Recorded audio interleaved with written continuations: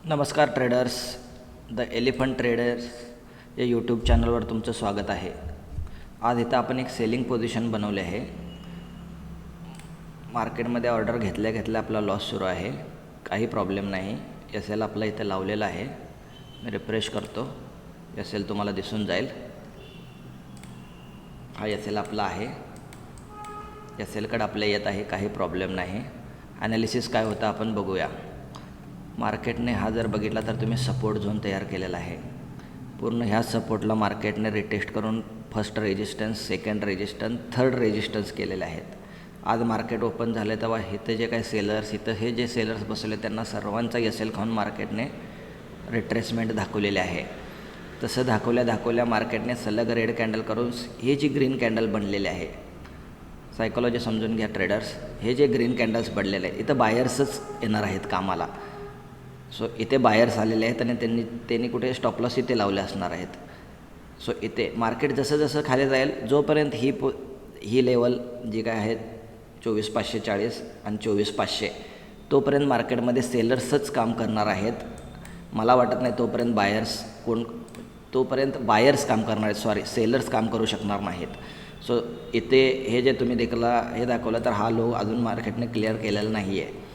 ह्या ग्रीन कॅन्डलमुळे जसे ह्या 2-3 ग्रीन कॅन्डल बनतील मार्केटमध्ये बायर्सच येतील. मला वाटत नाही सेलर्स येईल. त्यामुळे आपण ह्या सायकोलॉजीचा अभ्यास करून आपण एक सेलिंग पोझिशन बनवले आहे. मार्केटमध्ये ऑर्डर घेतल्या आपला लॉसच सुरू आहे. लेट्स सी आपला एस एल जातो का आपणाला टार्गेट मिळतं.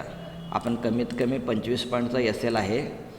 सो आपण मार्केटमध्ये 25 पॉईंटचा एस एल म्हटल्यावर आपण कमीत कमी टार्गेट हे 50 पॉईंट तर घेणार आहोत 1:2. आज आपण लॉस बुक केलेला आहे 1871 रुपये. 10:07 एंट्री झाली होती आपली पुट साईडला, म्हणजे मार्केट खाली जाणार ह्या दिशेला 10:17 झालेला आहे.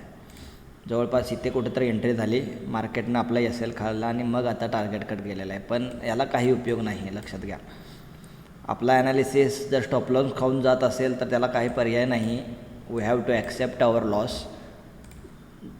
आता मार्केटमध्ये जवळपास 1 वाजलेले, आपण 10:07 एंट्री. आपली एकच ऑर्डर आहे ते तुम्ही बघू शकता. सगळ्यात अवघड काय असेल तर सगळ्यात अवघड आहे, जो प्रत्येकाला प्रॉब्लेम आहे, तो लॉस ॲक्सेप्ट करणे. तुम्ही शेअर मार्केटमध्ये भरपूर मोठे गोष्टी ऐकलेल्या असेल की भरपूर जणांनी भरपूर पैसे घालवले. ह्याचं एकमेव रिझन तुम्ही लक्षात घ्या, ओव्हर ट्रेडिंग.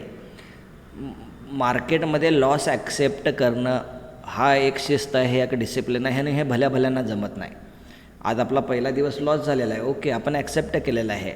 आपली रिस्क मॅनेजमेंट आणि मनी मॅनेजमेंट इंटॅक्ट आहे. आपण 10 एस एल म्हणजे जवळपास 1500च्या हिशोबाने आपला एक जर लॉस पकडला तर 15,000 ते 18,000 रुपये आपण आज ह्या महिन्यासाठी सेपरेट ठेवलेलं आहे की आपण मार्केटमध्ये आलो, आपले 10 एस एल गेले अँड वी आर डन. आपण तो लॉस ॲक्सेप्ट करणार आहोत. प्रत्येक दिवशी तुम्ही माझ्या ट्रेडिंगमध्ये बघा, आज लॉस झाला, उद्या झाला, परवा, सलग 5 दिवस जरी लॉस झाले तर माझे व्हिडिओ येतील. पण ह्यातून तुम्हाला एकच गोष्ट शिकण्यासारखी आहे, जे मला करेक्ट करायला 1.5 ते 2 वर्ष लागले, ते म्हणजे एकापेक्षा जास्त ट्रेड घेण्याची सवय. तुम्ही एक ट्रेड घ्या, एक ॲनालिसिस करा, ॲनालिसिस चुकू द्या, ॲनालिसिस बरोबर द्या. ॲनालिसिस बरोबर झाला, टार्गेट घ्या. ॲनालिसिस चुकला, स्टॉप लॉस घ्या. त्यानंतर मार्केटमध्ये अजिबात बघत बसू नका. जर तुम्ही मार्केट बघत बसलास तर तुम्हाला ओव्हर ट्रेडिंग होईल आणि जे तुम्ही 4-5 दिवसात कमवलेले ते एकाच दिवसात जाईल, किंवा पहिलाच दुसऱ्या तिसऱ्या दिवशी एवढा मोठा लॉस होईल तो रिकवर करण्याला महिना जातो. सो मार्केटमधल्या आउटकमकडे लक्ष देऊ नका. 3 इडियट्समधला डायलॉग आहे, काबिल बनो कामयाबी मिलेगी. त्याप्रमाणे तुम्हाला यायचं आहे, ट्रेड घ्यायचा आहे, प्रोसेसवर लक्ष ठेवायचं आहे, आउटकमकडे लक्ष ठेवू नका. आज एका लॉटमध्ये करतोय, उद्या आपण 4 लॉटपर्यंत जाईल, 5 लॉटपर्यंत जाईल. आउटकमवर लक्ष घालवला की प्रॉब्लेम आहे. प्रॉफिट येतील, लॉस येतील, ॲक्सेप्ट करा, मूव्ह ऑन करा. उद्या या, फ्रेश माइंडनं ॲनालिसिस करा, पुन्हा एक ट्रेड घ्या. उद्या नवीन एका व्हिडिओमध्ये भेटू. तोपर्यंत धन्यवाद.